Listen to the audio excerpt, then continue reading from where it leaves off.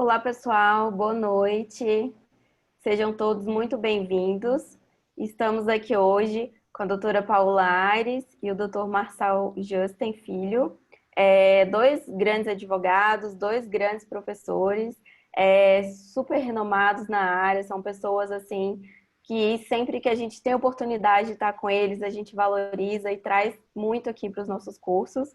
São pessoas que sempre têm muito a acrescentar para a nossa vida profissional, né? Hoje a gente vai falar aqui sobre alguns aspectos da nova lei de licitações, tá bom? Só deixando aqui alguns avisos para vocês, tá bom?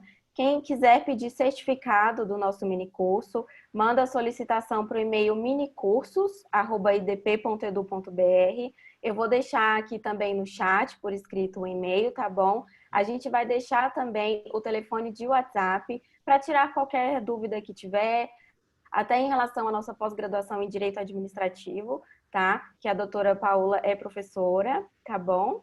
É isso, as perguntas também vocês podem mandar através do bate-papo ou pelo QA. Os professores vão fazer primeiramente uma exposição e ao final eles vão responder a todas as perguntas, tá bom? Então é isso, sem mais delongas, passo a palavra para a professora Paola e aproveitem o minicurso. Bom, boa noite, Aline. Em primeiro lugar, eu gostaria de agradecer o convite, dizer que eu estou muito feliz em participar desse evento aqui no IDP. Esses mini cursos, no meio dessa pandemia, são bons para a gente sair um pouquinho da rotina e, igualmente, trazer para vocês um pouquinho da nossa experiência profissional, ampliando aí os horizontes daqueles alunos que a gente normalmente tem na pós-graduação. Então, é um prazer estar aqui. Queria cumprimentar meu professor, admiro muito o professor Marçal. Na verdade, desde da minha faculdade, eu estudei pelos livros dele, iniciei a minha vida profissional lendo o manual dele, trabalhando com licitações e contratos na Procuradoria do Distrito Federal aqui, então tenho grande admiração pelo trabalho e estou muito feliz de participar desse painel. O tema escolhido por mim é um tema atual, um tema que traz assim sempre para nós enormes inquietações, ainda mais nesse período de pandemia, em que a gente está na teoria do risco. O que nós estamos vivendo hoje é o verdadeiro conhecido como cisne negro, né? Aquele evento totalmente imprevisível, inimaginável, que nenhuma projeção poderia imaginar o tamanho da catástrofe sanitária que a gente estaria vivendo e, consequentemente, trazendo os seus graves reflexos na economia. O que eu vou falar um pouquinho para vocês, algo que me chamou a atenção no novo projeto de licitações e também na minha experiência profissional de licitações e contratos com a administração pública. É a questão do gerenciamento dos riscos ambientais, sociais e de uma nova identidade que nós estamos tendo agora do chamado desenvolvimento ambiental pleno. O que a gente tem no meio disso, dessa discussão de contratação administrativa? Vocês estão percebendo pelas notícias nos jornais a grande vontade política de promover o desenvolvimento econômico via o quê? Via investimentos públicos, via investimento do setor público na economia, para que faça a economia dar aquele pontapé inicial para a gente poder ter novos avanços. Eu vou só um minutinho que está fazendo um barulho aqui no meu computador, eu vou desligar aqui. Perdão. Bom, e esse desenvolvimento, esse impulsionamento pelo setor público, o que nós temos de maior entrave hoje? Ninguém aqui está inventando a roda, nem contando nenhuma novidade. É justamente esse processo de licitação e contratação. Você verifica muitas vezes que o Estado tem uma grande intenção, uma boa vontade imensa de fazer um investimento público, faz, e aí vem um pouquinho já adiantando no meu termo, sem o devido planejamento, esse investimento público lá na frente se mostra equivocado, se mostra que não viu algo que deveria ter sido visto, como fazer algo sem pensar naquela situação. Eu tenho milhões de exemplos para serem dados, e que isso leva ao quê? A paralisação daquela proposta, daquele contrato, daquela obra ou daquela concessão. Isso gera para a economia efeitos deletérios, especificamente naquele contrato, mas para o sistema econômico é desastroso, porque gera o quê? O que os atores, né, os players, como tem muita gente que gosta de usar essa expressão, olha para o Brasil, olha para a administração pública como uma instituição não confiável. E isso faz o quê? Retração do investimento. Isso faz com que o capital privado queira fugir. Onde ele não tem segurança, o capital não vai. Primeira coisa que o seu gerente de banco pergunta: qual é o seu perfil de investimento? Pessoalmente. Imagina isso para grandes capitais. Então, isso é uma situação que a gente tem que resolver no Brasil. E para resolver, veio a proposta de uma nova lei de licitações, de um novo marco legal, de uma nova proposta que tenta resolver vários dos problemas que a gente acompanhou pela Lei 8666.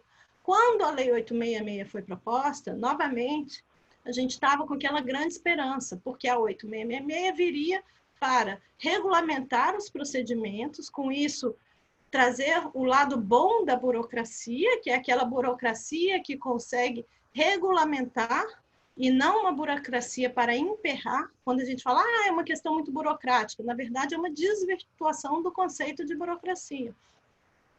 Mas que, no correr do tempo, a Lei 866 também veio num contexto de combate à corrupção, aquela discussão do Collor, do afastamento do impeachment com o PC Farias, e novamente a gente tem esse impulso via Lava Jato.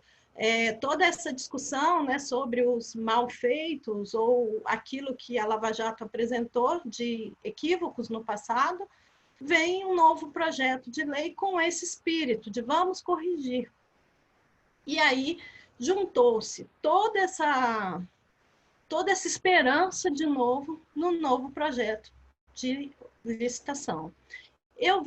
Fiz essa introdução para conversar, vou tentar ficar bem dentro do meu prazo e vou compartilhar com vocês alguns slides aqui que eu preparei para a nossa aula de hoje. Deixa eu ver. Aqui. Só um minutinho. Bom, estão conseguindo ver? Acho que já foi, né? Compartilhado. Aqui está o primeiro slide. O desenvolvimento, aqui é o tema da minha fala, o princípio do desenvolvimento sustentável pleno e a gestão de riscos sociais e ambientais na nova lei de licitação. Então, essa situação eu tratei. O que a gente tem, né, nossos desafios para esse novo projeto? É o desafio do poder público de conseguir acelerar a economia por meio de uma intervenção saudável. A gente está falando aqui de uma intervenção que provoque o desenvolvimento e não uma intervenção para atravancar, como normalmente o poder público é visto, né? Outro conceito que a gente vai trabalhar hoje é o desenvolvimento sustentável pleno. É um conceito sistêmico. Hoje a gente não fala mais só em desenvolvimento econômico, só em desenvolvimento social, só em desenvolvimento cultural. Tudo isso está interligado. Em especial, quando a gente usa o termo sustentável, vem a ideia de meio ambiente. Mas é de se falar hoje em dia que a sustentabilidade teve origem no meio ambiente, mas ela hoje envolve muitos outros aspectos. Até porque o meio ambiente envolve, sim, o ser humano, envolve todo aquele desenvolvimento humano necessário para a gente ter uma sociedade saudável, uma sociedade em que as pessoas tenham condição de ter uma renda sustentável e que consiga, com essa renda, com essa sua produção, não provocar mais desgastes ao meio ambiente. Por quê? Porque o meio ambiente, nós estamos utilizando a natureza, mas nós temos que que garantir que as futuras gerações também possam utilizar. Então, nada mais atual, já desde a década de 70, isso está sendo trabalhado no mundo, e agora vem com uma força ainda muito maior. Vocês também estão acompanhando, né? As queimadas na Amazônia, elas repercutem não do ponto de vista só ambiental. As empresas, os governos querem deixar de investir no Brasil se olharem para o Brasil como um país que não vai atender essa ideia do meio ambiente, da ideia do meio ambiente sustentável. Então, a gente também tem que se preocupar na contratação de observar todos esses aspectos. E a ideia também é que a administração pública funcione, então, como um motor, né, da economia, para que as empresas sejam mais competitivas e reeducá-las para o sistema produtivo. Tudo isso são nossas ideias, é o nosso objetivo a chegar, e é por isso que nós estamos aqui, para discutir o PL 6.814/2017, nossa discussão primordial. E como ainda é um PL, esses eventos que nós estamos fazendo hoje é muito importante para a gente poder fomentar as discussões e, quem sabe, ainda propor alterações no texto. O PL, como eu já disse, é uma tentativa de fazer um novo marco legal, juntar várias ideias, vários projetos e legislações que deram certo, né? Hoje todo mundo tenta fugir da Lei 8666, tem diversas leis regulando, né, licitações, contratos, e, em especial, esse projeto prevê a revogação da lei do pregão e da lei do RDC e da lei de licitação, juntando tudo num regime só. Então, busca pegar as experiências que deram certo no pregão e no RDC. Essa tentativa do PL, e por que eu sempre falo tentativa? Porque a gente vai ficando um pouquinho mais velho, então a gente fica mais desconfiado em relação a essas promessas de mudança muito abruptas, né, da realidade. Por isso eu sempre chamo de tentativa. É uma tentativa de aproximar a contratação das contratações privadas. Não preciso dizer que na repartição pública tem o café da licitação e o café comprado no mercado com seu dinheiro. E qual que é melhor? É o café comprado da licitação. Da licitação, não, desculpa, da compra privada. Por que isso acontece? Porque o nosso conceito de vantajosidade nas compras públicas está equivocado. A gente tem que tentar aproximar o conceito de vantajosidade que uma criança pode fazer quando vai a um supermercado comprar com a vantajosidade da administração pública. Ela sabe escolher um chocolate que é mais gostoso, ela olha o preço, ela compara a marca e ela consegue fazer essa diferenciação. E no bom senso, no senso comum, todo mundo consegue enxergar. Por que é tão difícil traduzir isso para a administração pública? Então, essa é uma tentativa do novo PL. Então, tem 4 pilares em cima desse novo PL.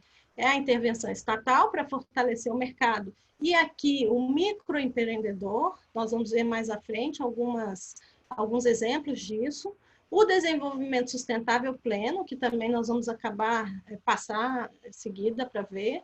E incrementar essa política anticorrupção, porque, como eu já disse, ela vem com esse espírito de combater a corrupção.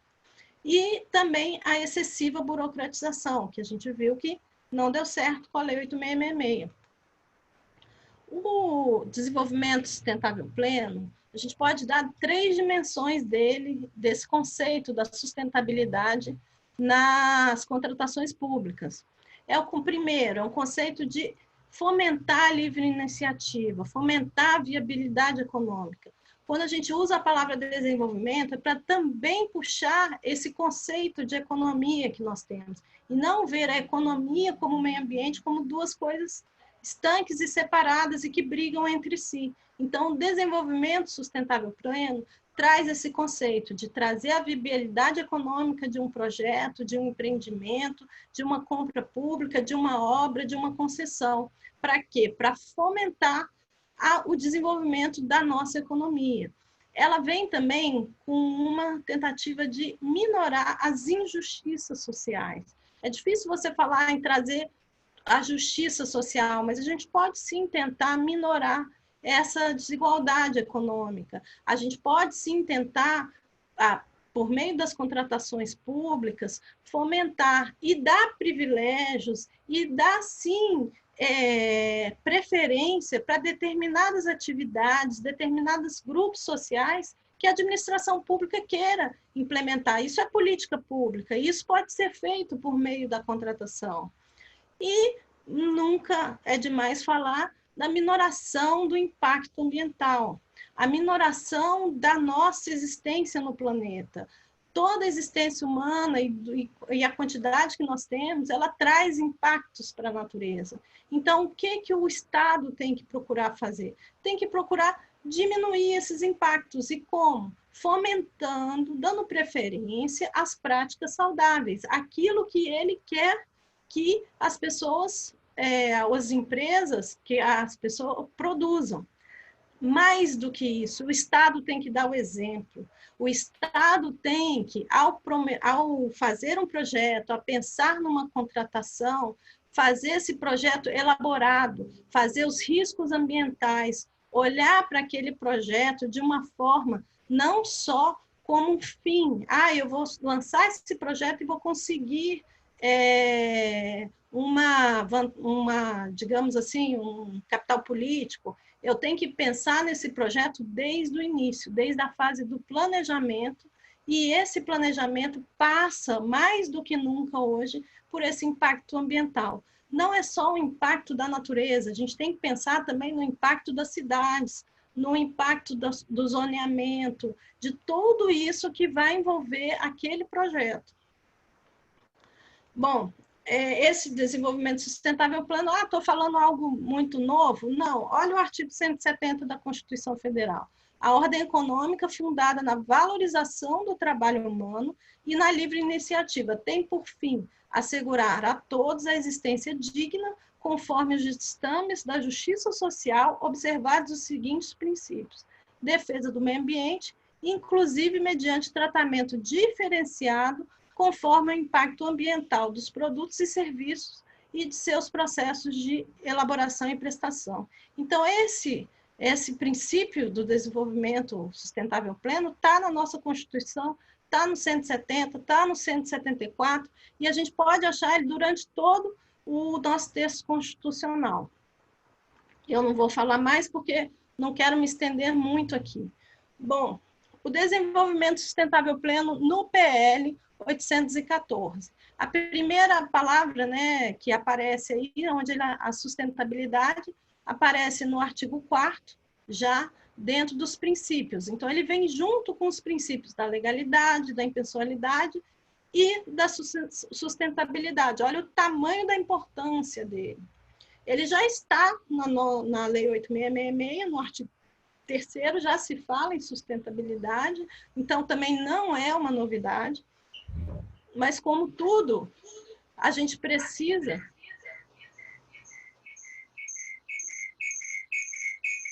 Não está como apresentação? Desculpa, entrou aqui. Parece que não está com uma apresentação de slide aqui. Deixa eu colocar para vocês.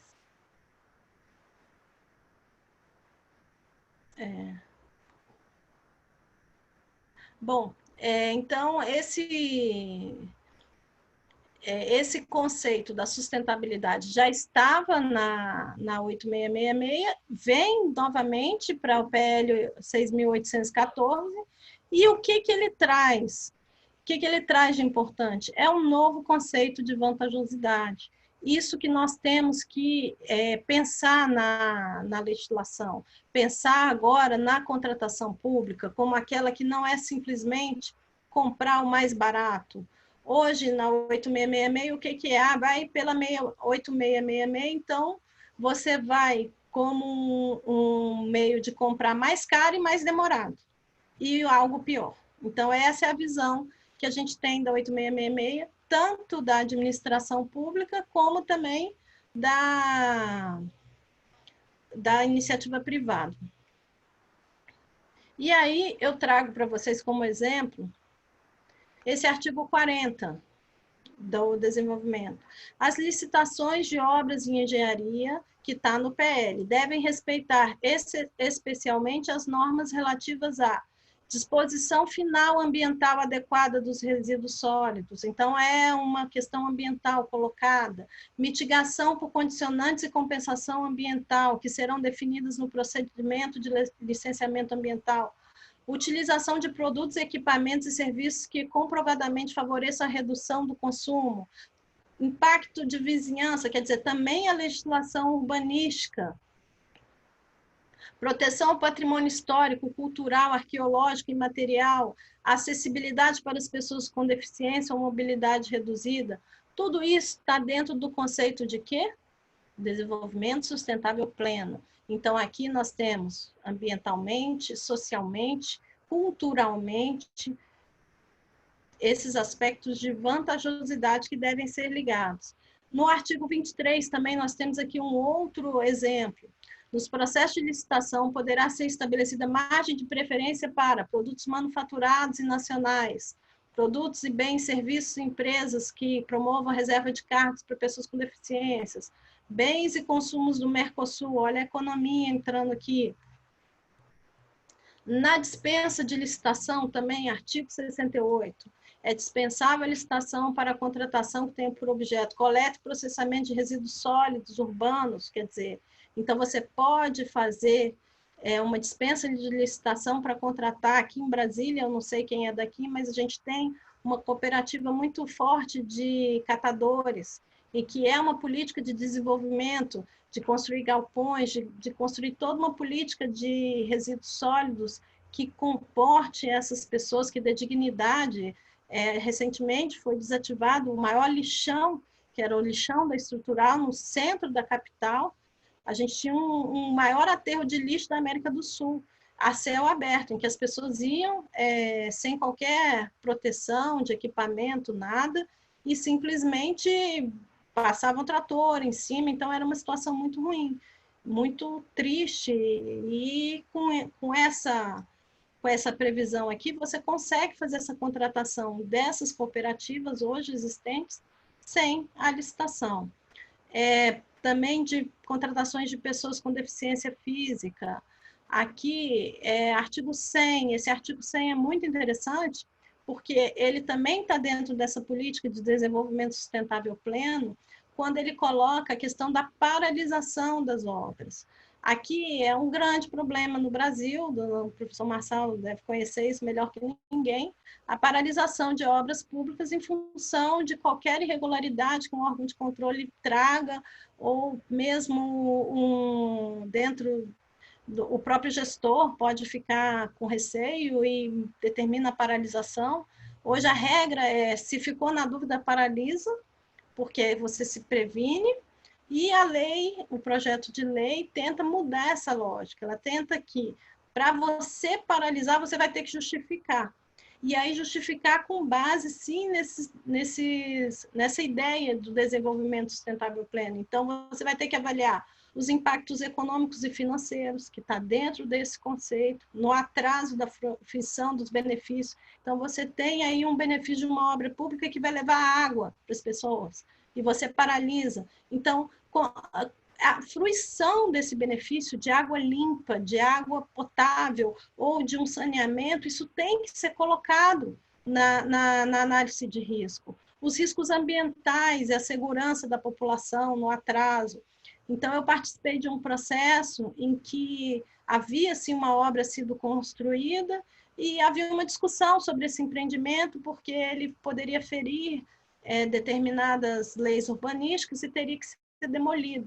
Nós estivemos com o Ministério Público, e qual foi a análise que o Ministério Público fez sobre a demolição desse empreendimento? Aonde nós vamos colocar essa quantidade de concreto que vai ter que sair dessa obra? Isso vai ter um impacto ambiental muito maior do que eu aceitar uma compensação urbanística e manter a obra da forma como está. Então, esse tipo de análise é que não basta só estar na lei. Eu, no final, vou falar sobre isso. A gente precisa mudar também a nossa cultura, porque mais do que tudo isso que eu estou falando, que eu estou trazendo como é uma novidade, entre aspas, no PL. Na verdade, isso já está em vários dispositivos. Se a gente quiser fazer essa aplicação, a gente já consegue de quase tudo que eu estou falando aqui. Então, o que a gente precisa mudar mesmo é a nossa mentalidade, a mentalidade dos aplicadores, dos operadores, dos órgãos de controle, dos gestores, para que a gente consiga efetivamente colocar em prática esse princípio do desenvolvimento sustentável. Então, aqui, ó, aqui tem vários condicionantes para você poder paralisar a obra pública. E aí o interessante é essa inversão, né, de que para você paralisar, você vai ter que justificar.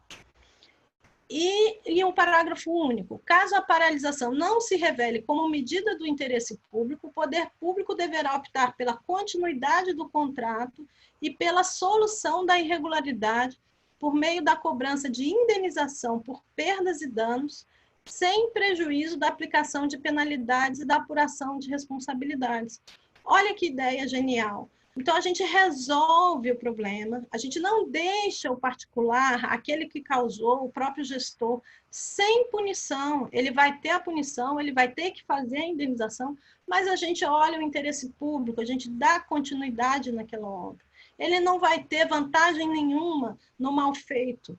E a população e aquela pessoa que precisa daquela obra e o governo vão poder usufruir também dos benefícios dessa obra. Então, esse é um conceito, é uma ideia que a gente tem que trabalhar de desenvolvimento sustentável em todos os aspectos da contratação. Não só no momento em que você faz o projeto, mas também durante a execução daquela obra. A administração pública que cria entraves, que cria problemas para o final, para que aquele projeto chegue ao seu fim, ela também não está pensando no desenvolvimento sustentável e na sustentabilidade do projeto. Eu vou passar aqui o próximo. Aqui também tem uma ideia de responsabilidade, né, de sustentabilidade, que já tem que o contratado é o responsável por os descargos previdenciários, fiscais, da execução do contrato. Aqui vem o parágrafo 1º, e tenta tirar um pouco do que tem hoje, que é essa questão da terceirização, da responsabilização dos órgãos públicos, do órgão contratante, pelo não pagamento dos encargos trabalhistas, né, aquele entendimento do TST, mas tudo isso eu falo, pode estar previsto aqui, mas vai depender de como isso vai ser aplicado. E o parágrafo 2º, que entra muito mais nessa ideia do desenvolvimento sustentável pleno, que vem um pouco na linha de desburocratizar, na linha de resolver, na linha de vamos enfrentar o problema. Então, para assegurar o cumprimento das obrigações trabalhistas, a administração poderá prever a aquisição de seguro-garantia ou efetuar o depósito de valores em conta vinculada. Então, se ela adquire um seguro-garantia, resolve todo esse problema, muito mais fácil. O artigo 5º também, nós temos aqui a ideia da contratação integrada. Esse é um outro problema muito grande que nós temos na nossa administração pública, que é a questão de quando você faz uma contratação por preço global, por empreitada, por preço global, e aí, no final, na hora que vai ser auditada aquela obra, que chega ali perto de concluir, aí os órgãos de controle resolvem fazer por preço unitário. E aí pronto. Aí não vai fechar nunca nenhum orçamento.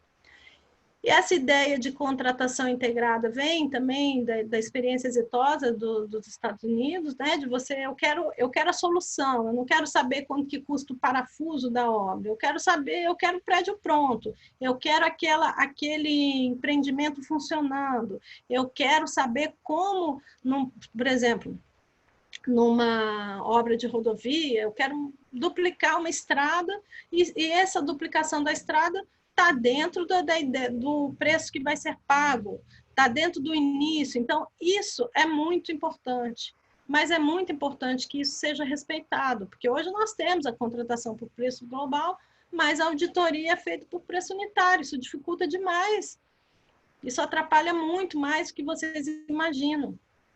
e você não consegue separar o joio do trigo. O que teve realmente de corrupção, de questões que têm que ser combatidas, daquilo que é uma divergência entre técnicos, entre um engenheiro e outro. Nós, advogados, temos divergências. Eles também têm, é normal em toda a profissão. E isso é o que está atrapalhando muito. Hoje, a administração pública, que a gente chama o apagão das canetas, né? A administração pública que vai para trás, ela não está indo para frente. Também aqui, no viés de desburocratizar o desenvolvimento sustentável, a gente vê no artigo 61, em que os documentos podem ser substituídos por todo, não tem mais aquele rigor fixo, não apresentou o carimbo está ilegível. Então, todas essas coisas que te impedem de fazer uma contratação mais vantajosa. No 62, se no parágrafo 6º, se você não atingir a habilitação econômica, contrata um seguro-garantia, desde que esteja previsto no edital. Então, regras claras, que todos saibam quais são. Então, isso não limita de forma alguma, nem prejudica a competição.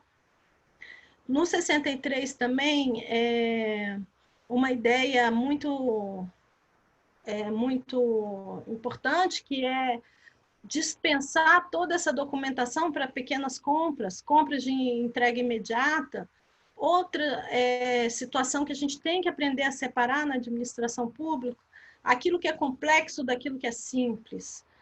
Para as coisas simples, a gente emprega as mesmas regras das coisas complexas. Por quê? Porque na insegurança que nós estamos vivendo hoje, tanto do ponto de vista aí de correição, de fiscalização, a administração pública prefere ir pela regra mais pelo procedimento. Se eu adotei todo o procedimento necessário, que é a ideia da 8666, eu estou ressalvada, eu estou garantida, né? Tem a história lá de então eu tenho minha defesa já pronta para mostrar para o órgão de licitação, para o órgão que vai vir me fiscalizar, porque hoje todo mundo sabe que essa fiscalização ela existe. Então, essa ideia também no PL é muito importante, de a gente separar aquilo que é complexo, que exige muita preparação, exige planejamento, daquilo que é simples. E, por ser simples, a gente pode sim dispensar várias burocracias que não sejam tão relevantes. Eu vou aqui. Acabou, assim, esses exemplos que eu queria dar, vou voltar aqui e aparecer para vocês. Eu não sabia como é que colocava na tela inteira, mas o que eu queria passar, assim, de mensagem para vocês eram vários dispositivos da lei e chamar a atenção por uma situação prática que aconteceu nesses dias e que realmente horrorizou todo mundo, que foi aquela explosão no porto, né, de Beirute. O Líbano, ficou todo mundo assustado, e a gente imagina que aquilo foi um atentado, foi uma bomba, foi algo muito fora da nossa realidade. E eu estava lendo as reportagens aí da BBC, de outros veículos de comunicação, e vi que não foi nada do outro mundo. Isso pode ocorrer conosco. O que foi ali, né? Foi o armazenamento de uma substância chamada nitrato de amônio, que é utilizado para fertilizantes, também pode ser utilizado como explosivo. Tem uma investigação sendo feita, parece que teve um navio russo que deixou esse fertilizante lá, e as autoridades autorizaram, né, essa estocagem de forma irregular no porto, e isso causou essa explosão. Eu fui pesquisar, e aqui no nosso porto de Santos, a gente tem uma quantidade que chega por navio de 27 mil a 30 mil toneladas dessa mesma substância, de nitrato de amônio. Só em 2019 chegaram 5,5 milhões dessa substância no porto. E qual a nossa governança qual o nosso controle de riscos ambientais, sociais, em cima do plano de desenvolvimento portuário, daquela zona portuária. Como a gente fazer como que a gente consegue que a administração pública faça esse controle? Aqui a gente tem que separar as situações. Se a gente vai fazer um projeto grande, esse projeto tem que pensar macro, tem que pensar essas questões previamente. Não pode fazer uma licitação deixando de fazer esse planejamento ambiental e levando essas questões para um segundo momento. Deixa isso aí, a gente faz uma previsão aqui, não olha direito o plano de zoneamento da cidade, e depois, lá na frente, a gente vê como é que vai ficar. Se não der, isso é risco da concessionária. Isso não pode acontecer, isso não é uma governança saudável, isso não está dentro do princípio da sustentabilidade. E a administração pública ela tem que gastar mais tempo com planejamento. Gastar tempo com planejamento significa economizar tempo, significa que você vai evitar todo um desgaste e perda de recursos, tanto públicos como privados. Não pense que o prejuízo vai para a iniciativa privada e o governo fica a cavalheiro com essa situação. Então, eu queria colocar assim, algumas questões, né, umas dúvidas, umas interrogações para vocês pensarem. O tema é amplíssimo, né? A gente tem muito o que falar, só para falar de gestão de risco seria uma palestra. Mas eu quis trazer essa ideia da gestão de desenvolvimento sustentável para todo o contexto da lei, todos os dispositivos. A gente podia ficar aqui brincando e pesquisando e achando muito mais coisa, mas era isso. Eu vou passar já diretamente a palavra para o Dr. Marçal. Esqueci de falar também da questão da tecnologia, que a tecnologia também está dentro desse conceito de desenvolvimento sustentável, mas eu vou passar a palavra para o professor Marçal. Todas as perguntas vão ficar para o final da nossa fala. Então, todo mundo que colocou perguntas aí, a gente vai tentar, no final, responder. Muito obrigada pela atenção. Boa noite. Bom, boa noite.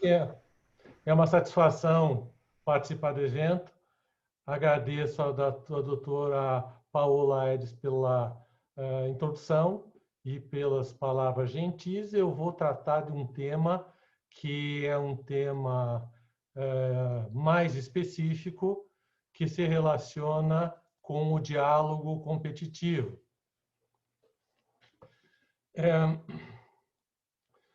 Eu, de minha parte, não tenho muita esperança com o PL 1292, que é atualmente em discussão no Senado, para traduzir uma melhora significativa no cenário normativo. Tem havido críticas reiteradas à Lei 8666 desde a sua edição e, portanto, nós estamos diante de um cenário que é um cenário reiterado, né? A primeira edição dos meus comentários à Lei de Licitação é de 1993, logo depois da edição da Lei 8666, e desde então, todas as vezes que eu vou, o que eu ia, pelo menos nos primeiros tempos, editar ter uma nova edição dos comentários, a primeira pergunta que o editor fazia mas tem no Congresso um projeto para revogar a Lei 8666. Será que não é caso de esperar um pouco?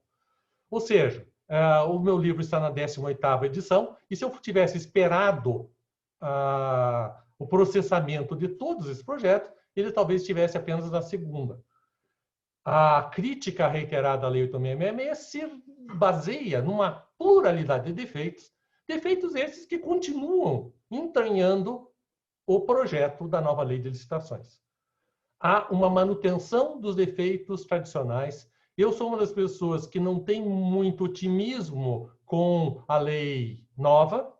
Talvez ela venha a ser aprovada. Se ela vier a ser aprovada, caberá a nós aplicá-la decentemente, mas isso não nos afastará dos danos que são inerentes a um modelo licitatório que é apenas continuado. Por que eu escolhi tratar de diálogo competitivo? Tem algo a ver com isso. O diálogo competitivo é uma das tentativas de inovação do projeto. É algo diferente, é algo que surge como não vinculado diretamente à tradição da nossa legislação de licitações, mas que, no entanto, acabou sendo comprometido na sua modelagem pela compulsão que é de submeter o novo ao antigo. Ou seja, nós continuamos com as mesmas questões. O diálogo competitivo, por outro lado, ele enfrenta o problema central das compras públicas. Qual é o problema central de contratação administrativa? É a chamada assimetria cognitiva. Esse é um problema identificado em todos os países do mundo e que significa simplesmente a incapacidade intrínseca, a inviabilidade inerente a que o poder público conheça tão bem o objeto que ele vai contratar quanto o conhece o particular. A administração não sabe o que ela vai contratar. A administração não tem condições de avaliar com precisão as soluções mais acertadas, ajustadas e corretas. Portanto, eu não tenho a esperança que a doutora Paola tem na ideia do planejamento. Ou seja, não se trata de uma vontade, se trata de uma inviabilidade inerente à estrutura das atividades. A administração pública não foi feita para atuar no mercado, ela, portanto, não sabe quais são as peculiaridades, quais são as condições, quais são as circunstâncias que conduzem a que algo seja barato, caro, bom, mal, proveitoso, não proveitoso. Ela imagina. E a aspiração do projeto de lei é a mesma aspiração da Lei 8666, que é da onisciência do administrador público. Você deve planejar. É isso que o TCU diz. Tem que planejar, tem que planejar. A minha pergunta para qualquer um de vocês é a seguinte: vocês já fizeram uma reforma na casa de vocês? Vocês já foram comprar um automóvel? Vocês já foram comprar uma televisão? Vocês são pessoas ilustradas. Deu certo sempre? Vocês fizeram um planejamento minucioso e detalhado de uma reforma. Deu certo? Vocês conseguiram o melhor preço? Vocês foram enganados por alguém? Isso se chama assimetria cognitiva. Nenhum de nós tem condição de competir com um profissional. O profissional sabe quais são os custos, ele sabe como é produzido. E eu não sei. Portanto, a reforma na minha casa vai depender de eu escolher bem, decentemente, um bom fornecedor. Essa é uma tese que foi defendida basicamente por um economista na década de 70, chamado Akerlof, que escreveu um brilhante pequeno estudo chamado The Market for Lemons, o mercado para limões. É um estudo de 14, 15 páginas, que atribuiu a esse sujeito, deu a ele tamanho prestígio que ele recebeu o Prêmio Nobel da Economia no ano de 2000, 2001. E em que ele analisa, não o problema da administração pública, mas ele analisa o problema de qualquer pessoa num mercado desconhecido. Portanto, nós temos diante de nós uma circunstância que não é trabalhada, que não é tratada, que é resolvida de um modo idealizado numa lei como a 8666, que vai ser resolvida de um modo ainda pior na nova lei. Essa questão tem algo a ver com o diálogo competitivo. Porque o diálogo competitivo, que é uma figura prevista na nova lei, ele reflete o reconhecimento de todas essas dificuldades. Ele reconhece que, em muitos casos, a administração, por mais que planeje, por mais que se esforce, não vai conseguir identificar aquilo que ela precisa. Ela não vai ter condições de modelar a licitação. Ela não vai ter condições de estabelecer o contrato, as obrigações, os deveres. Ela não vai saber nem como licitar. Ela precisa, portanto, se conectar com o setor privado, que em muitos casos também não sabe qual é a solução. Para que serve isso? Serve para grandes empreendimentos complexos. Vamos imaginar, nós em Brasília sabemos que existe uma espécie de um sonho assim, de uma quarta ponte. Uma ponte além da terceira. Para quem conhece Brasília, sabe que existe uma conexão entre o plano piloto e o Lago Sul, a área do Lago Sul. Existem 3 pontes que permitem a conexão. Existe uma área mais distante que precisaria de uma quarta ponte. Como fazer essa quarta ponte? Quais são os projetos? Ninguém sabe isso. A gente quer ter uma quarta ponte. Algum dia vai ter? Talvez. Talvez tenha dinheiro, talvez tenha condições para ter a quarta ponte. É um sonho. É um sonho que, sei quando for realizado, vai demandar uma elevada carga de recurso da administração pública ao conhecimento privado. Porque a administração pública não tem nos seus quadros pessoas capazes de dominar um conhecimento altamente sofisticado, que é um conhecimento de ponta da engenharia, da arquitetura, dos cálculos estruturais. Ela não tem como fazer projeto. Aliás, façam um parênteses. O grande problema do setor público no Brasil, todos narram, é a ausência de projeto, da capacidade do Estado brasileiro de fazer bons projetos.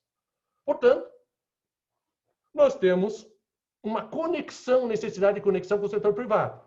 A ideia de um diálogo competitivo se relaciona com um modelo existente no direito comunitário europeu há muito tempo.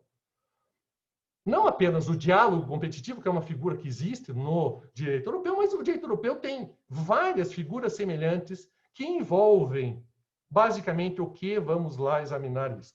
A definição do artigo 6º, inciso 42 do PL, é a seguinte. Diálogo competitivo é uma modalidade de licitação para a contratação de obras, serviços e compras em que a administração pública realiza diálogos com licitantes previamente selecionados mediante critérios objetivos, com o intuito de desenvolver uma ou mais alternativas capazes de atender às suas necessidades, devendo os licitantes apresentar proposta final após o encerramento dos diálogos. Vamos tentar dissecar essa definição. Primeiro, se trata de uma modalidade de licitação. Nós sabemos da nossa tradição que modalidade de licitação são certos procedimentos, modelos de procedimentos licitatórios. Então, nós temos a concorrência, na Lei 8666, temos a concorrência, o convite, a tomada de preços, o concurso, o leilão. E, além disso, temos o pregão da Lei 10.520. São modalidades de licitação.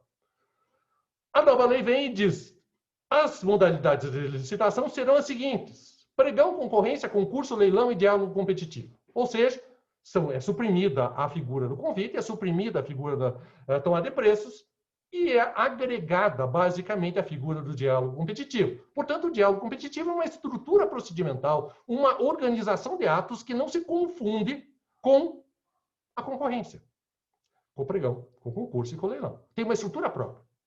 Uma das características desta hipótese é uma seleção prévia de licitantes. Voltemos lá à definição. Modalidade de licitação, portanto, é isso. Para contratação, obras e serviços em compras, em que a administração pública realiza diálogos com licitantes previamente selecionados mediante critérios objetivos. No direito europeu, a seleção prévia de licitantes, que é da inerência dessa modalidade, se faz mediante uma solução discricionária. A administração escolhe, mediante uma justificativa, quais serão os parceiros privados, quais serão os particulares em condição de formular proposta. Se trata, portanto, de uma delimitação do universo de licitantes. O diálogo competitivo, e isso é essencial. É essencial porque você vai fazer uma contratação em que a questão da confiança, da reputação, da qualificação, da capacitação anterior é essencial. Não apenas mediante a apresentação de atestados, mas mediante um vínculo objetivo de reputação no mercado. Qual a desnaturação imediata e essencial que nós temos? Seleção prévia de licitantes mediante critérios objetivos. Todo e qualquer sujeito que quiser participar, desde que preencha os requisitos, vai participar, e isso é exatamente o que nós temos hoje. O que significa diálogo? Diálogo significa discussão e avaliação de concepções, soluções, etc. Isto vai envolver, portanto, a administração solicitando aos particulares que tiverem a se cadastrar, uma espécie de credenciamento, assim, parecido com isso. O sujeito preenche os requisitos e daí é convocado a participar desse procedimento. E daí ele vai ser chamado a dialogar com a administração, para formular alternativas capazes de atender às necessidades da administração. E formulando terminando com a apresentação de proposta. Isso é muito pouco para a gente entender o que é o diálogo competitivo. E o artigo 32 do PL tem uma disciplina do assunto. Não dá para transcrever tudo, porque é muito grande o artigo 32. Mas, basicamente, ele estabelece um âmbito de aplicabilidade do diálogo competitivo. Diz, a modalidade de diálogo competitivo é restrita a contratações em que a administração, 1. Vise a contratar objeto que envolva as seguintes condições. E daí tem várias condições de complexidade, de incerteza, de indeterminação, de novidade, de complexidade tecnológica, assim por diante. 2. Verifique a necessidade de definir e identificar os meios e as alternativas que possam satisfazer as suas necessidades para os seguintes aspectos. E vem de novo. Complexidade, eficiência, etc. 3. Considere que os modos de disputa aberto e fechado não permitem apreciação adequada das variações entre as propostas. Bom, modos de disputa aberto e fechado é uma referência direta ao RDC. O modo de disputa aberto é basicamente, para vocês terem uma ideia, o pregão. Basicamente, o modo de disputa aberto se verifica quando, desde logo, todos conhecem a proposta formulada por um licitante. O modo de disputa fechado é a concorrência típica em que, na tradição antiga, você apresentava um envelope fechado que era aberto num certo momento. Portanto, o conteúdo das propostas seria divulgado, tornado público num certo momento. Portanto, a ideia de que o diálogo competitivo é cabível quando nenhum desses dois modelos é satisfatório. Por quê? Por diversos motivos. Basicamente, porque a formulação de uma proposta aberta desde logo, ela teria de ser comparada com outras propostas, e como eu tenho uma indeterminação do conteúdo, dos critérios, da tecnologia, você não sabe exatamente o que você vai licitar, como que você vai fazer uma previsão, uma exigência de que o sujeito apresente uma proposta pronta e acabada, seja no modelo aberto, seja no modelo fechado. Por outro lado, se prevê que, no projeto, a alteração da lei de concessão, das leis de concessão, especificamente a 89 e 87, e de PPP, para admitir licitação mediante concorrência ou diálogo competitivo, o que tem bastante razoabilidade. Bom, qual é a estrutura do procedimento dessa modalidade licitatória? Primeiramente, nós temos duas fases distintas. Nós temos uma fase de diálogo e temos uma fase competitiva, propriamente dita.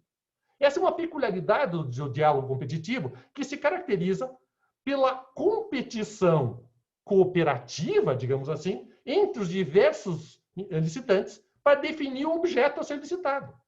Ou seja, a administração não sabe, quando ela instaura, qual vai ser exatamente o objeto. Ela tem um fim a ser atendido.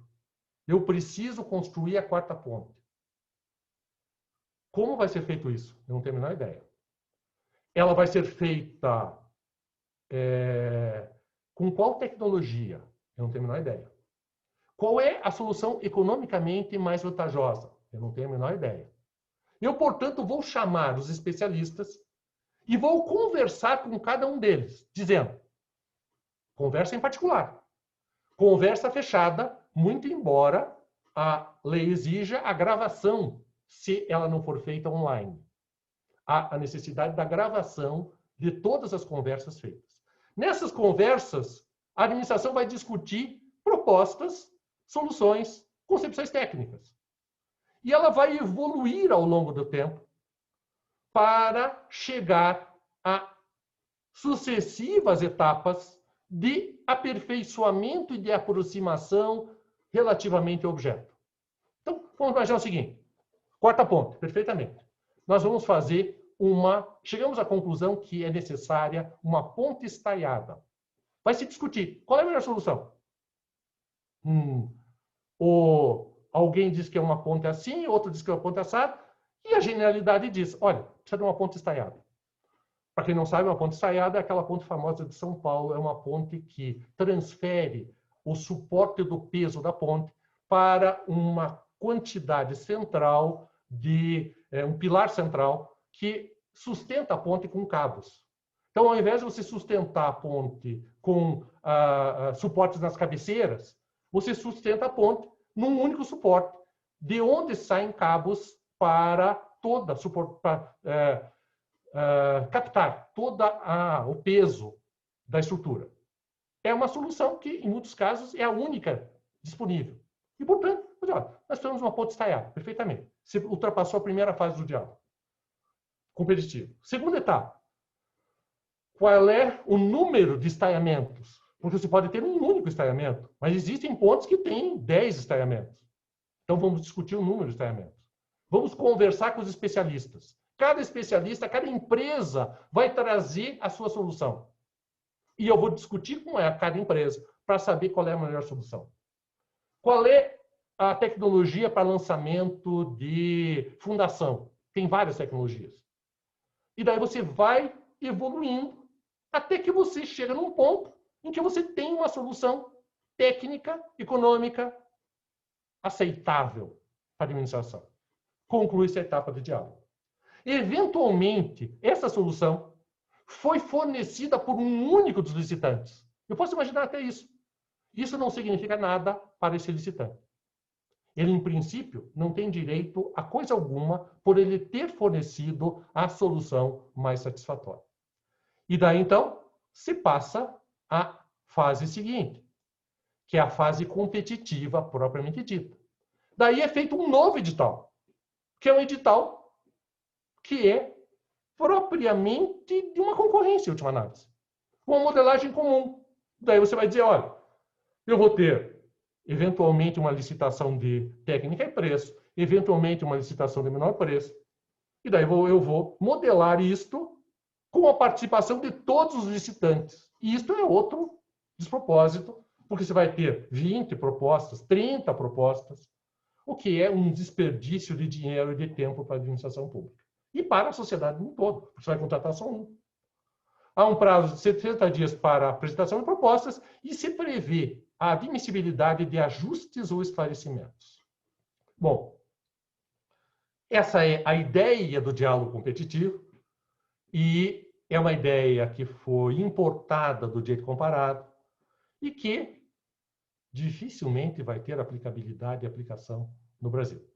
Em termos práticos, é muito complicado, porque, basicamente, eu tenho impedimentos que são os impedimentos clássicos da disciplina de licitações no Brasil. Primeiro, critérios objetivos de participação. A solução de direito comparado é contrária a isso. Não é que você vá fazer igual governador contratando equipamentos para combate à pandemia, que o sujeito manda uma carta para uma loja de brinquedos e a loja fornece uma proposta para fornecimento de testes de detecção de Covid da China. Obviamente não é isso. Obviamente é algo semelhante ao que você passa com contratação de advogados, por exemplo. Você precisa ter uma demonstração objetiva da confiabilidade, da reputação, dados incontroversos, inquestionáveis, de que o sujeito que foi escolhido para formular a proposta é apto, é qualificado, é idôneo, é confiável. E que, portanto, ele vai ser um sujeito em condições de apresentar uma proposta decente. Ou seja, não se trata de legitimar as indecências que são praticadas pela administração pública brasileira. Trata-se de exigir um comportamento decente da administração pública. No direito comparado, isso é inquestionável. Ou seja, você nunca vai fazer um diálogo competitivo com pessoas com quem você não confia, que não tenham dados objetivos de confiabilidade. E aqui você pretende isso. Você pretende abrir a participação de todo e qualquer interessado que preenche os requisitos objetivos. Quais são os requisitos objetivos? Ninguém sabe quais serão os requisitos objetivos. E, no final, esses requisitos objetivos acabarão sendo mais um instrumento de barreira de entrada no mercado para que sejam escolhidos só os de sempre. Portanto, a gente não tem uma solução satisfatória. Por outro lado, a rigidez formal do procedimento. O procedimento ele é modelado tal como se tivesse de ser prestado contas ao TCU em cada etapa. Ou seja, não vai dar certo. Não tem como você estabelecer diálogo desse jeito. Por outro lado, não existe uma definição se é cabível o diálogo competitivo para contratação integrada. Parece que colocaram contratação integrada e colocaram no outro dia o diálogo competitivo sem compreender a inter-relação entre as coisas. A contratação integrada se caracteriza quando a administração pública contrata algo sem ter projeto executivo nem projeto básico. Nós sabemos, na Lei 8.666, que é desejável a contratação, a licitação existindo um projeto executivo, mas se admite, em alguns casos, que o projeto executivo seja elaborado pelo contratado. Mas é indispensável, em qualquer caso, a existência de projeto básico, que define de modo essencial o objeto a ser executado. A contratação integrada, ela dispensa projeto executivo e projeto básico. E, portanto, atribui ao particular a elaboração do projeto executivo e projeto básico. Nós estaríamos diante no diálogo competitivo de uma contratação integrada, de uma modalidade de contratação integrada. Essa resposta não é dada no projeto e nos gera, se a gente tiver de aplicar isso, uma dúvida muito significativa, porque são situações muito diversas. A tendência é se afirmar que vai ser atribuído ao particular a elaboração de um projeto básico, inclusive, diante da ausência de informações suficientes por parte da administração.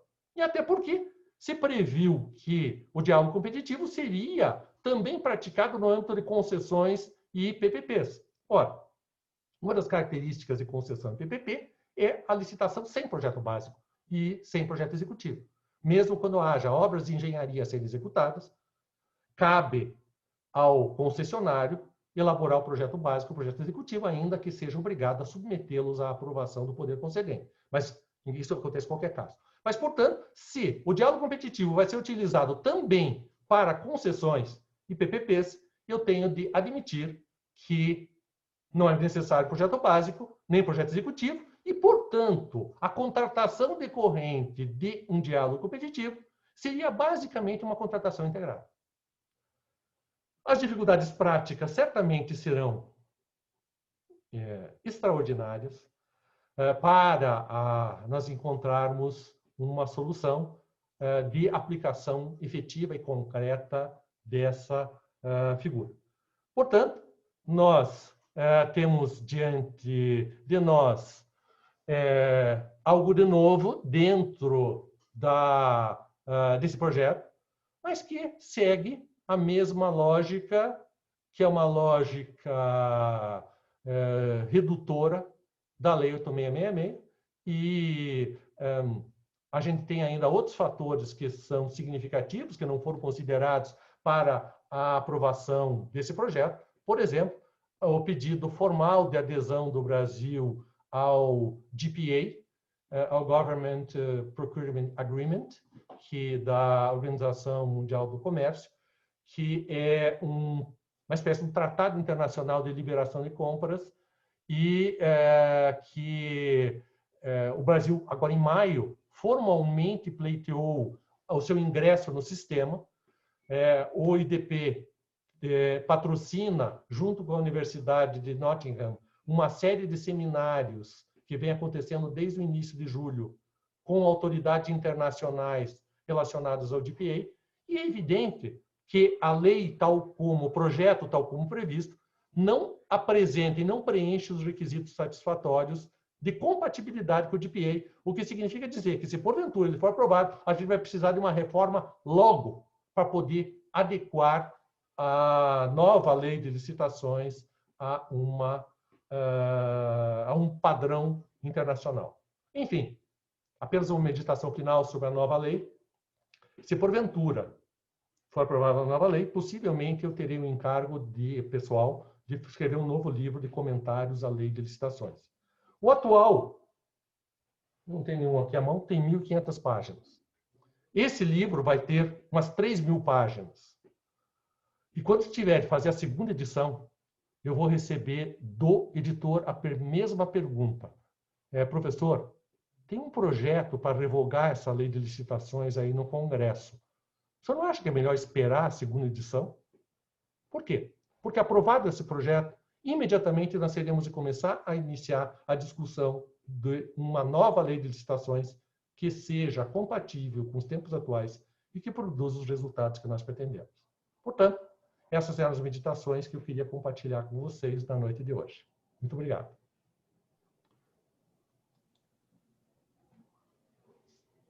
Professores, eu anotei aqui as perguntas, fui anotando, né, para a gente não perder aqui no bate-papo, e aí eu vou lendo para vocês, tá bom? Que eu acho que assim fica mais fácil e aí vocês ganham um tempinho a mais para responder.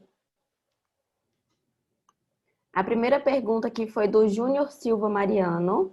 Ele questionou: então a nova proposta é uma resposta ao fenômeno do flight to quality? Perdoe, a nova proposta é uma? Resposta ao fenômeno do flight to quality. Eu não sei exatamente, de minha parte, para responder, eu não tenho ideia se isso se relaciona, se é possível relacionar os dois fenômenos. Não sei. Quer comentar alguma coisa, professora? Pelo que eu entendi, é uma ideia de ir até a qualidade, de buscar a qualidade, né? Bom, assim, a ideia pode ser essa, mas como o professor Marçal falou, a gente tem uma dificuldade da nossa cultura, efetivamente. Então, tem a lei e tem a forma como ela também vai ser aplicada. Então, talvez isso seja o maior desafio após se passar essa lei ou mesmo uma nova lei, um novo projeto de lei. Não sei se... Uhum. Próxima pergunta aqui foi da Marília Chagas. Ela perguntou: doutora, e como a PL vai tratar quando há suspensão da licitação pelos órgãos de controle? Aplica-se o artigo 100 da justificativa? Ótima pergunta. Eu também tenho essa pergunta. Toda vez que a gente fala em órgãos de controle, a gente nunca sabe o que vem de lá, né? Então, em tese, a paralisação teria que o gestor público, ao verificar toda aquela situação, fazer um despacho bem fundamentado, justificando o porquê de paralisar ou o porquê de não paralisar. A dificuldade que a gente tem hoje também no controle é a falta de justificativa.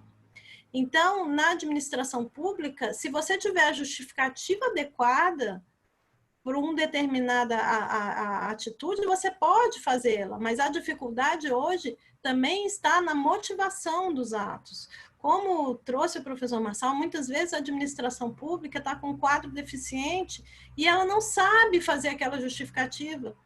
O gestor, o executor do contrato, ele está ali e ele não tem a capacidade técnica de justificar o porquê que a determinado ato deve ou não ser feito. Então, essa situação da administração, ela é patente. Os órgãos de controle, por ter uma remuneração muito melhor, eles estão muito mais bem aparelhados em termos técnicos do que a administração pública, em termos de quantidade, né, e qualidade, às vezes, a gente tem um desnível aí, e eu espero que tanto o gestor como os órgãos de controle também apliquem esse artigo. Também levem em conta isso, até porque a gente já tem a LINDB, né? Que vem nessa linha também, de olhar as consequências daqueles atos. Então, a minha esperança, como diz o professor Marçal, não é tão esperançoso, eu também já tenho as minhas frustrações em termos de experiência profissional, mas eu sempre mantenho uma esperança de que a gente bateu na parede. A administração pública, o Brasil bateu no muro. A gente já bateu nesse muro. Hoje a gente fala de uma recessão de 9%. Estamos decrescendo. Isso porque a gente veio de quase uma estagnação. 2015, 2016, a gente teve recessão. Agora a gente conseguiu uma leve melhora, veio o tal do cisne negro, né? Na teoria dos riscos aí da pandemia, a gente vem de novo puxando para baixo, com gastos públicos elevadíssimos. Então, eu prefiro acreditar ainda na esperança de que, com ao menos a existência desse dispositivo aí do artigo 100, consiga sensibilizar, ou pelo menos dar um pouco mais de segurança para o gestor público. Era isso. A próxima pergunta aqui é do Tiago Barbosa. Ele falou: doutora Paola mencionou o novo conceito de vantajosidade. Quais seriam os dispositivos que sustentam esse novo conceito? Bom, eu trouxe aí alguns exemplos, né, de vantajosidade, de que você possa permitir que a administração pública não contrate só aquilo que seja o mais barato. O professor Marçal, gostei muito da palestra relativa aos diálogos competitivos. Então, para questões que são aí relevantes, que são inovadoras, a gente precisa de separar mesmo o que é simples do que é complexo, e essa ideia dos diálogos competitivos está por trás disso. Mas hoje, aqui na administração pública, eu estou dentro da administração e também às vezes fora, mas eu vejo que a gente não faz o básico, né? O feijão com arroz. Então, vai contratar uma coisa muito simples, uma caneta, e a lei 866 exige 500 requisitos. Então, o administrador público não consegue atender a tudo aquilo. Então, a ideia da vantajosidade hoje é você trabalhar com conceitos aí de que seja de qualidade de material, de você buscar, por exemplo, catadores. Então, vou fazer uma contratação direta, certamente ela vai ser mais cara, eu contratar uma cooperativa, do que eu contratar uma empresa que esteja toda parametrizada, verificados os lucros, mas isso é uma forma de você procurar uma vantagem, não especificamente no preço, mas no desenvolvimento de uma atividade econômica. O professor Marçal falou muito da ponte, eu vi um projeto da ponte, um dos projetos dessa terceira, eu trabalhei no da terceira ponte, que é uma ponte estaiada, e vi como foi terrível. Quem conhece a história daquela ponte ali sabe como foi ruim o projeto, sem planejamento nenhum. E aqui eu posso dizer, foi feito um concurso, escolheu o projeto mais bonito, e no meio da ponte, eu fui analisar o parecer, a ponte acabava no meio do lago. Então, a administração pública, quando a gente fala de falta de planejamento, eu não estou falando para projetos complicados, para esses projetos mais... Eu estou falando do básico. A gente tem dificuldade de fazer o básico. Então, é preciso incutir, é preciso trabalhar, sim, a ideia de planejamento na administração pública. O projeto da quarta ponte, eu analisei, e é um projeto, assim, realmente futurista, é uma PPP. É uma PPP, porque sabe que a administração não tem recursos para bancar, então trabalha, o que Brasília tem? Brasília tem terra, qual é a riqueza nossa, né?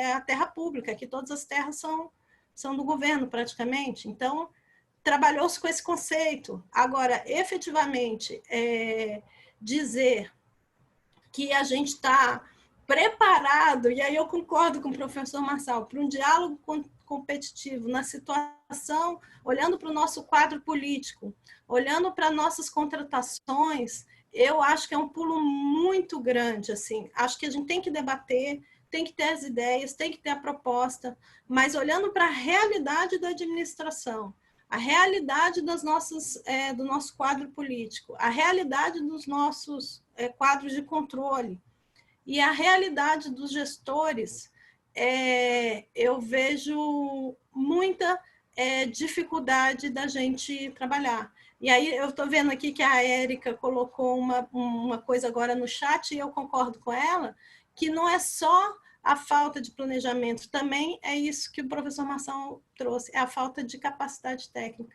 A gente não tem capacidade técnica de competir com a iniciativa privada. tem já a ideia das PMIs, que é um pouco, né, professor Marçal, uma ideia que vem essa manifestação de interesse, em que nas PPPs, em que se apresenta um pouco dessa ideia do diálogo competitivo, mas aqui, pelo menos a minha experiência aqui no Distrito Federal, também com essas PMIs, foi de muita dificuldade ainda de proceder essa licitação, porque há sempre essa desconfiança da administração com o particular, né? As parcerias não são tão parcerias, né? A gente não pode usar esse termo. Mas eu vou passar aí a palavra para o professor Marçal responder também essa pergunta. Acho que... Eu só queria acrescentar, a ideia de vantajosidade que vem sendo trabalhada no projeto, ela envolve uma avaliação mais ampla. Por exemplo, quais são todos os custos inerentes a um determinado objeto? O exemplo mais simples e mais fácil, que é um exemplo primário, é o exemplo de você comprar uma impressora. Você vai comprar uma impressora, qual o critério que você usa? O menor preço. E você considera o preço do toner? Não. Só que uma impressora pode ter 200, e o mercado é assim, esperto. Ele vende a impressora por R$200 e vende o toner por R$1.000. E daí a administração vai comprar a impressora por R$200, porque é o menor preço, e quando ela tiver que comprar o toner, ela vai pagar o que foi transferido do preço da impressora para o custo do toner. Portanto, uma determinação do projeto é a exigência de que o órgão licitante tome em vista todas as implicações e desdobramentos do custo e das futuras despesas. Por exemplo, qual é o prazo de utilidade de um certo objeto? Vejam, rigorosamente, essa solução já se impunha na Lei 8666, já se impõe na Lei 8666. Você tem de considerar adequadamente o objeto que você vai licitar e considerar todos os custos implícitos no projeto. Expressamente, isso passa a ser considerado, de tal modo que você não pode, pura e simplesmente, adotar uma visão limitada, muito limitada, que vai distorcer a vantajosidade para a administração pública. Então, tem essas variáveis. Bom, a próxima pergunta aqui foi do Pedro Jardim. Com a exigência da análise de impacto regulatório, vocês avaliam que o gestor terá mais segurança para validar os processos de compras? Vocês enxergam que a análise de impacto regulatório poderá acelerar mais os procedimentos de compras? Perdão. Eu acho meio complicado, como a pergunta sobre flight to quality, é muito difícil você tentar estabelecer conexão entre processos políticos e propostas que são relativamente autônomas, concepções que são relativamente autônomas. Ou seja, a questão de análise de impacto regulatório tem a ver basicamente com medidas de cunho regulatório, de cunho normativo abstrato, que vão disciplinar as diferentes alternativas de regulação. A ideia é que isto vai ter um impacto direto com compras, etc., é algo problemático, muito embora você até possa considerar que, dentro de uma análise de impacto regulatório, seja possível estimular ou estimar algum tipo de uso do poder de compra da administração pública para incentivo a certos locais, a certas atividades, etc. Posso imaginar isso no setor de medicamentos, por exemplo. Mas eu não tenho condição de estabelecer um vínculo direto e imediato entre uma análise de impacto regulatório, uma análise de impacto econômico e uma licitação, pelo menos licitações comuns, que elas envolvem planejamento, mas dificilmente vão envolver alguma questão de impacto regulatório.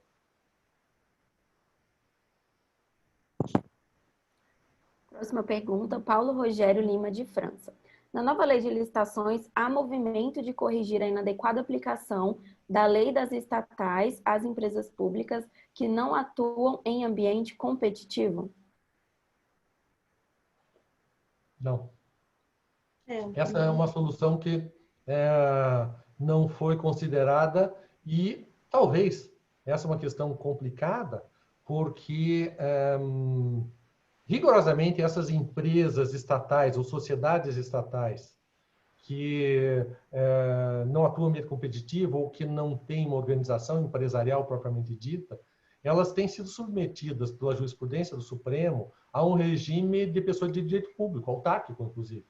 Portanto, rigorosamente, essas empresas, elas se beneficiam de um regime jurídico, por exemplo, imunidade tributária, por exemplo, não pagamento, o pagamento mediante precatório, uma série de outras questões que altera a inserção dessas empresas no mercado. Esse é um dos motivos fundamentais pelos quais a lei das estatais se preocupa basicamente com as sociedades estatais empresárias. Portanto, esse é um outro tema que não foi, acho que não foi preocupação. Se está no projeto, eu li o projeto algumas vezes, mas ele tem, vou mostrar para vocês. Esse aqui é o projeto impresso, frente e verso. Tá? Eu li várias vezes, mas, obviamente, esses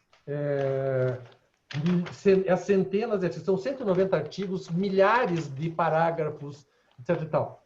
Mas não vejo uma solução, não há uma preocupação específica sobre esse assunto. Pergunta do Tiago Barbosa. Pergunta ao Dr. Marçal. Em que o diálogo competitivo agrega, no aspecto do diálogo, ao procedimento de manifestação de interesse? Basicamente, o procedimento de manifestação, essa questão vem sendo discutida pela doutrina. Há vários autores que já trataram do assunto, e tem várias pequenas diferenças, né? Há uma diferença fundamental, que é a de que, quando a administração instaura o diálogo competitivo, ela manifesta uma intenção formal, firme e forte de realizar um contrato. Quando você fala de um procedimento de manifestação de interesse, você simplesmente diz, olha, quem quiser, talvez, quem sabe. E o resultado prático é que nunca vai para frente, né? Em 90% dos casos, o procedimento de manifestação de interesse não vai para frente. E, portanto, numa hipótese de diálogo competitivo, você tem um comprometimento do poder público com a efetiva contratação e uma espécie de procedimentalização de uma discussão contínua, organizada, em etapas, com todos os potenciais interessados. E, eventualmente, portanto, você tem um procedimento propriamente dito organizado. Na hipótese de manifestação de interesse, você tem uma série de manifestações que a administração pode receber e simplesmente arquivar. Bom. Bruno Mendonça. Quais as diferenças e semelhanças entre o diálogo competitivo e os procedimentos de manifestação de interesse? O diálogo competitivo esvaziará o PMI ou possuem finalidades distintas? Acho que possuem finalidades distintas. Da minha parte, eu diria que são finalidades distintas e que você pode continuar a ter o procedimento de manifestação de interesse, o qual, aliás, é razoavelmente inútil nos dias de hoje, já que dificilmente ele resulta numa licitação, é muito raro que isso aconteça, fora do setor elétrico, digamos assim, em que existe uma provocação por parte da administração a que os potenciais interessados apresentem estudos preliminares, que são meramente estudos preliminares, sem eficácia vinculante. Mas fora desse setor, o procedimento de manifestação de interesse ele é bem secundário em termos práticos. Ele pode continuar existindo e o diálogo competitivo é algo sério, algo comprometido, afinal, portanto, não se confunde com o procedimento de manifestação de interesse, que é algo informal quase. Tiago Barbosa. O diálogo competitivo, da forma como está proposto, não acaba seguindo a mesma lógica de não permitir a contratação de resultados, mas de se privilegiar sempre a contratação de atividades atômicas, que podem ser posteriormente estritamente verificadas pelos órgãos de controle. Pode ser ou não, Tiago. Depende como vier a ser estruturada a fase competitiva e o objeto a ser executado. é perfeitamente possível, especialmente se for usado o diálogo competitivo para PPPs, por exemplo, ou para concessões, que você tenha uma contratação norteada por resultados, com obrigação de resultado mais do que de obrigação de e-mail. Então, é perfeitamente possível que esse diálogo competitivo seja utilizado para fins distintos daqueles que você se referiu. Mas é perfeitamente possível que no final acabe se praticando desse modo. Ou seja, não está definido na lei qual será o modelo que vai ser adotado. Pergunta da Thaís. Então, a empresa que tenha seu projeto considerado mais adequado na fase de diálogo poderá participar do certame para execução? Então, também teremos uma alteração significativa do atual artigo 9º? Em termos, sim. Aí sempre as duas perguntas. O que acontece, que é uma questão diferente que tem a ver com a discussão sobre contratação integrada. O artigo 9º da lei, que basicamente é repetido no projeto, ele estabelece um impedimento à participação do autor do projeto básico ou projeto executivo.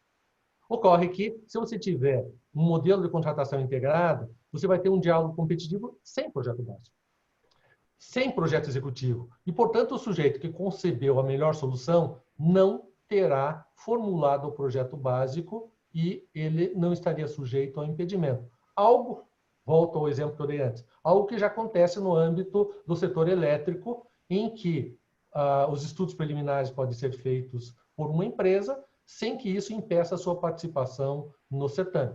A mesma coisa genericamente em PMIs, ou seja, se porventura eu estabelecesse que o autor do melhor projeto, ou da melhor ideia, vamos dizer projeto, não poderia participar do certame, eu teria um desincentivo muito grande a que as grandes empresas participassem da fase de diálogo competitivo. Elas diziam, olha, se eu não vou participar depois, por que eu vou ficar gastando meu tempo, meu dinheiro, meu esforço em conceber a melhor solução para que outrem tenha o contrato?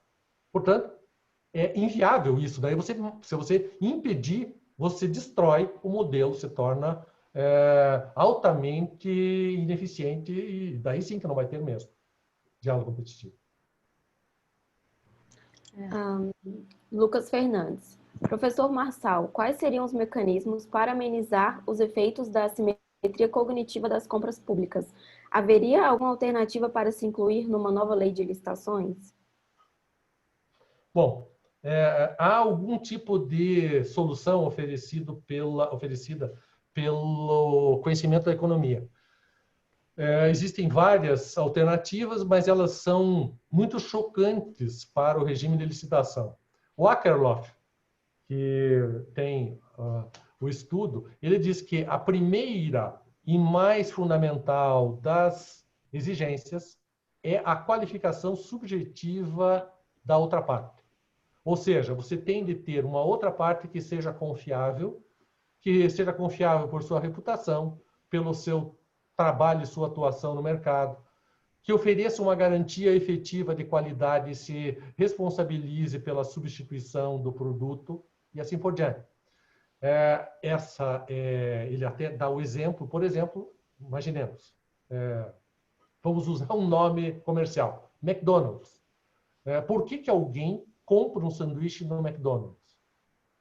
Eu, há muito tempo, não compro. Mas um monte de gente gosta do McDonald's. Porque você sabe exatamente aquilo que você vai receber. Você não vai ser surpreendido como você seria surpreendido se você for comprar um sanduíche naquela esquina que tem ali na Asa Sul no sábado, que tem um monte de gente fritando carne ali. Você não vai ser surpreendido assim. Você não sabe o que você vai...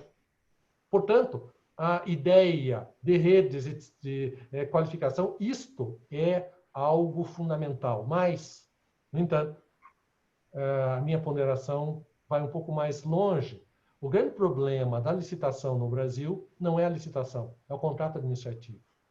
Como o particular não tem uma contratação com o regime jurídico de mercado, ele não oferece um preço de mercado. Eu dou um exemplo prático para vocês, rapidinho. Imagine a seguinte hipótese. Imagine que você é dono de um televisor e você resolve vender o televisor. E daí vem a administração pública e diz assim, eu vou comprar o seu televisor. Eu vou levar para casa o televisor. Você diz, como assim? Não, eu levo. Dentro de 30 dias eu pago para você. se eu quiser. Claro que você não vai levar. Ou você paga agora, ou você não vai levar o televisor daqui. A administração diz, não, eu compro, eu recebo e eu pago se quiser. Como é possível, num sistema desses, você ter um fornecedor decente? Só indecente para trabalhar com a administração que pratica indecência. Portanto, esse modelo não funciona. O modelo de contrato administrativo com as prerrogativas extraordinárias generalizadas para todos os contratos acarreta um mercado distorcido. Esse mercado distorcido é exatamente o que a administração tem. E ela quer resolver isso com a licitação. Não tem como. Ou você pratica as mesmas condições de mercado, ou você não vai ter as mesmas condições de mercado. Não tem como você ter um preço baixo, por exemplo, no estado do Rio de Janeiro. Quem vai fornecer algo para o estado do Rio de Janeiro, a não ser que o pagamento seja à vista? Ninguém. Claro que não. Ou se o sujeito for fornecer, ele vai fazer um sobrepreço, por inúmeros motivos. Ele vai exigir 3 vezes o preço do produto. Até porque, se não houver pagamento, ele vai ter de entrar na fila do precatório e não vai receber nunca. Portanto, o nosso sistema é destinado ao insucesso. Ele é concebido para não dar certo. Não vai dar certo. Tá. Próxima pergunta da Thaís Serra.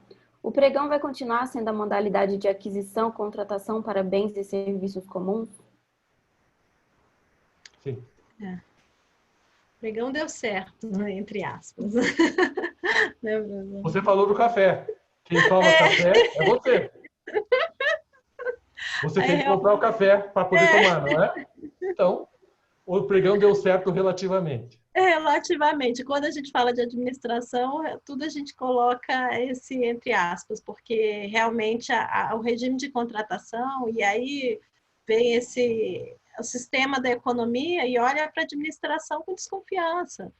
E o que é visto como uma proteção, vamos proteger a administração do mercado, vamos proteger, vamos colocar as cláusulas, isso, na verdade, sistematicamente vira uma desvantagem para a administração.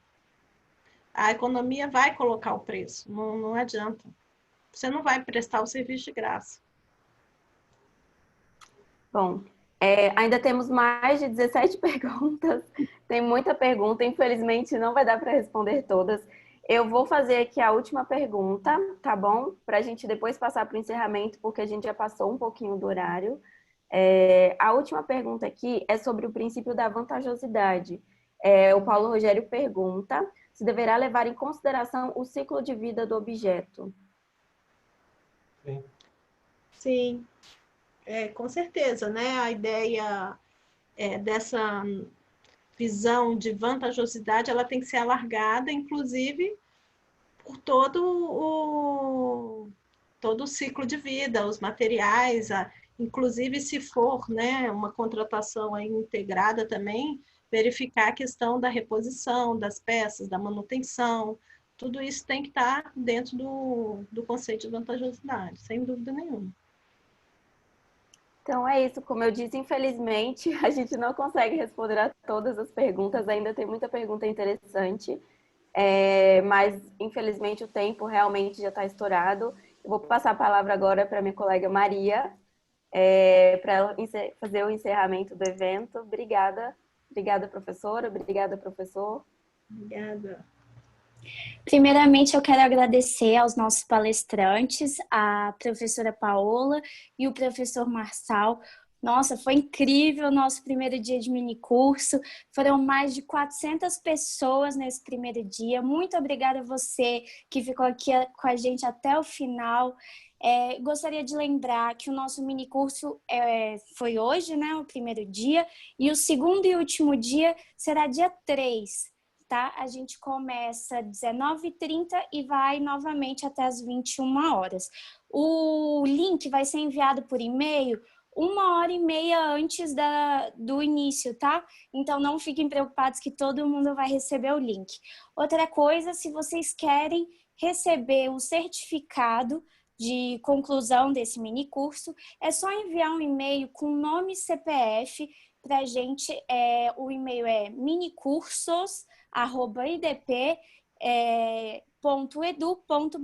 A gente demora em torno de 30 dias para enviar o certificado, porque são muitas pessoas. Então, a gente faz uma conferência para ver quem veio nos 2 dias para conseguir, né, entregar o certificado. Então, não se preocupem, todo mundo vai receber o certificado, mas pode ser que demore um pouquinho. A gente envia pelo e-mail.